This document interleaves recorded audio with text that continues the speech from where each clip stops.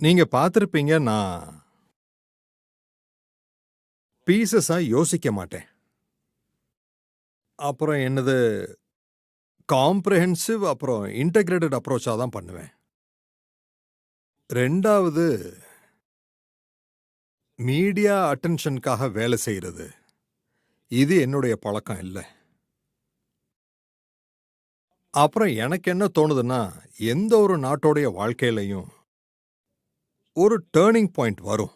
ஒருவேளை நாம அத புடிச்சிட்டோம்னா, மிகப்பெரிய நன்மை நடக்கும்.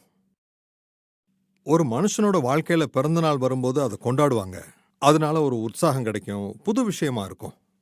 அப்படி நம்ம 75வது சுதந்திர தினத்த கொண்டாடும்போது, அப்ப என்னுடைய மனசுல 75th இயர் வரைக்கும் லிமிட்டெட் இல்ல.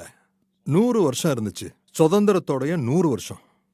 அப்புறம் நான் நாட்டுல எந்த இன்ஸ்டிடியூட் போனாலும் இத சொல்லுவேன். எல்லாம் ஓகே தான். ஆனா நீங்க நாடு 100 வருஷம் கொண்டாடும்போது நீங்க என்ன பண்ணுவீங்கன்னு? உங்க இன்ஸ்டிடியூட்ட எவ்வளவு தூரம் கொண்டு போவீங்க? இப்ப சமீபத்துல ஆர்பிஐயோடைய 90th பர்த்டே நடந்துச்சு. நான் சொன்னேன், ஓகே. ஆர்பிஐ 100 வருஷத்த தொடும்போது என்ன பண்ணுவீங்கன்னு. அப்புறம் நாடு 100 வருஷத்த தொடும்போது நீங்க என்ன பண்ணுவீங்க? அதாவது 100வது சுதந்திர தினம். ஸோ நான் இந்த மாதிரி யோசிப்பேன். அப்புறம் 25 வருஷத்த மனசுல வச்சுக்கிட்டு 2047 மனசுல வச்சுக்கிட்டு எவ்வளவோ மூளைய கசக்குனேன். நிறைய பேர்கிட்டேருந்து இன்புட்ஸ் வாங்குனேன். கிட்டத்தட்ட 15, 20 லட்சம் யூத்ஸ் கிட்டேருந்து எனக்கு சஜஷன்ஸ் கிடைச்சது. அப்புறம் நான் இதுக்காக நிறைய பிரயாசப்பட்டேன். நிறைய வேலை செஞ்சேன். இது ஒரு மிகப்பெரிய எக்ஸர்சைஸ்.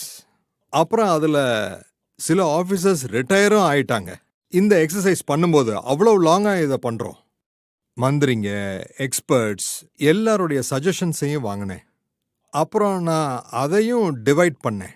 25 வருஷம், 5 வருஷம், அப்புறம் 1 வருஷம், அப்புறம் 100 நாள்.